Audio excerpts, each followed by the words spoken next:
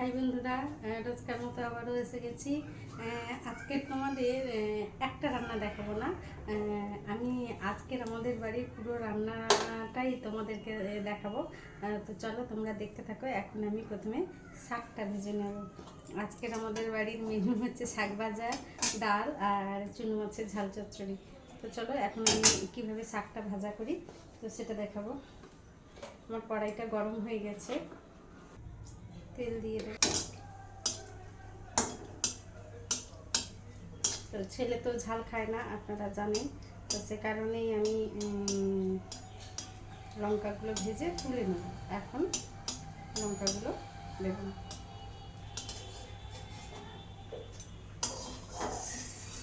লঙ্কাগুলো তুলে নিলাম। এর মধ্যে আমি দিয়ে দেবো পাঁচফোড়ন, সামান্য পরিমাণ পাঁচফোড়ন দেবো।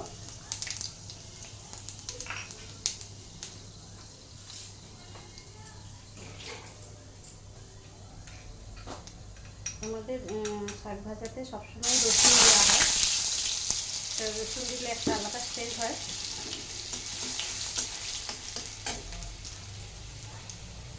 বন্ধুরা, শাকটা আমি একটু গরম জলে ভাপিয়ে নিয়েছি। এটার মধ্যে হচ্ছে কেবলমাত্র একটু হলুদ দেওয়া আছে।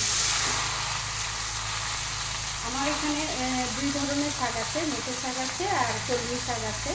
তো আপনারা একটা শাক দিয়েও করতে পারেন। আসলে নোটে শাকটা ভাজা করলে কি হয়, ভীষণ কড়ার মধ্যে জড়িয়ে যায়, ঘন্ট ঘন্ট হয়ে যায়। তো সেই কারণে আমি একটু কলমি শাক দিয়েছি।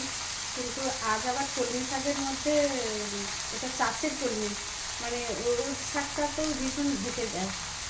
তো তবুও আমি যেহেতু পোকামাকড় থাকতে পারে শাকের মধ্যে, বাচ্চা খায়, আমরাও খাই, তো সে কারণে আমি শাকগুলোকে একটু গরম জলে ভাপ দিয়ে নিয়েছি।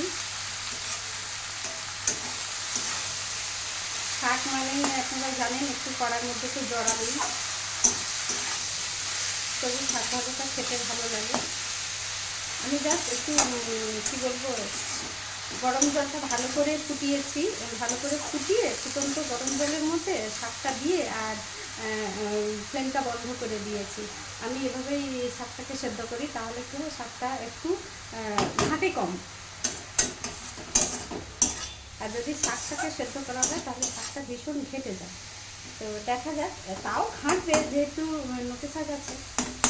তো তবু যতটা পারা যায় ঝরঝরে রাখার সেটাই চেষ্টা করছি। তো বন্ধুরা, এভাবে তো শাক ভাজাটা হবে। তো শাক ভাজাটা হতে থাকুক। শাক ভাজাটাকে ওপাশে গ্যাসে আমি ট্রান্সফার করে দিই, দিয়ে এখন এবারে আমি একটু ডাল, তো জানেন আমি এপাশে শাকটাকে ট্রান্সফার করেছি। তো সেই শাকটাই নাড়ছি। শাক ভাজা হতে সময় লাগবে। আমার কড়াইটা গরম হয়ে গেছে।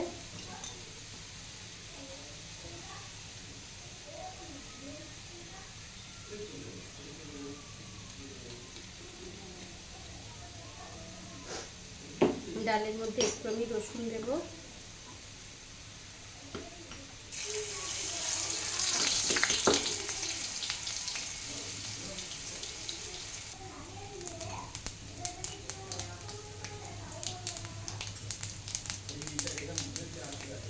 একটু তেজপাতা দেবো,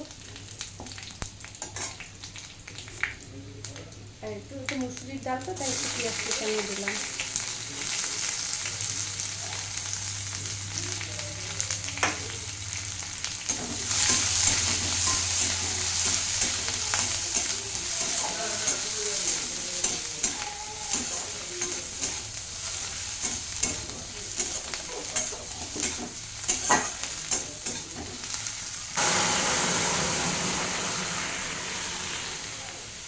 আমি ডালের মধ্যে লবণ টবণ সবই দিয়ে রেখেছিলাম।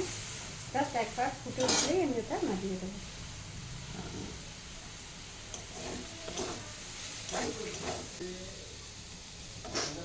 আমার ডালটা হয়ে গেছে, আমি ডালটাকে আর বেশি ফোটাবো না। এবার আমি শাকটার মধ্যে লবণ দিয়ে দেবো।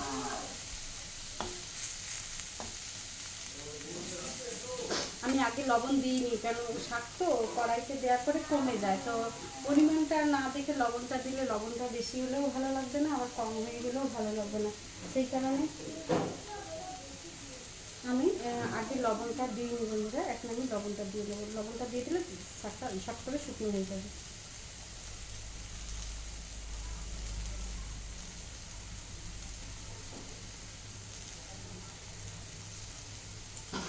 আর দেবো না।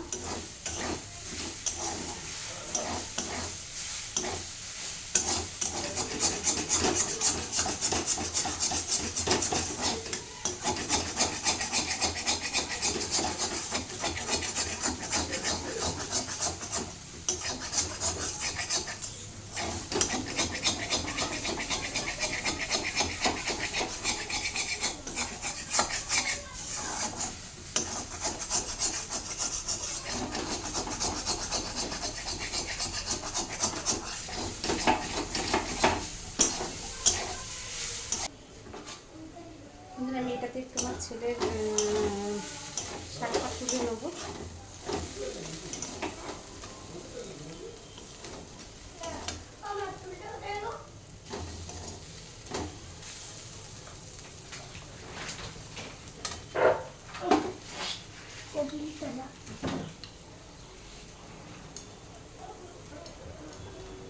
আগে যে লঙ্কাটা আমি ভেজে রেখেছিলাম সেটা এখন মিশিয়ে নেব।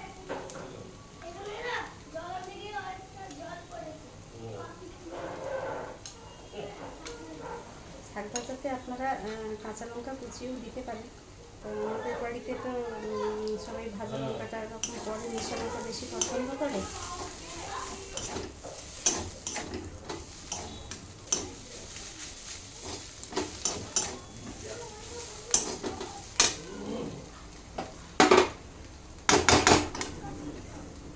গ্যাসটা বন্ধ করে দিয়েছি।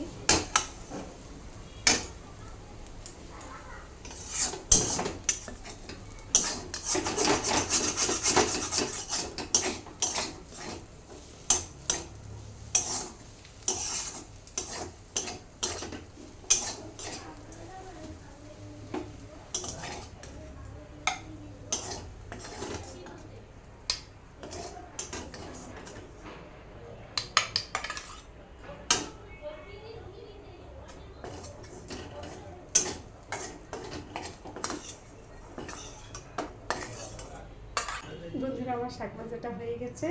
তো প্রত্যেকে হচ্ছে নমস্কার, সাথে থাকবেন। যারা ফেসবুক থেকে দেখছেন তারা অবশ্যই আমাকে লাইক কমেন্ট শেয়ার করবেন, আর যারা ইউটিউব থেকে দেখছেন অবশ্যই সাবস্ক্রাইব করবেন। আজকের মতো রাখি, নমস্কার।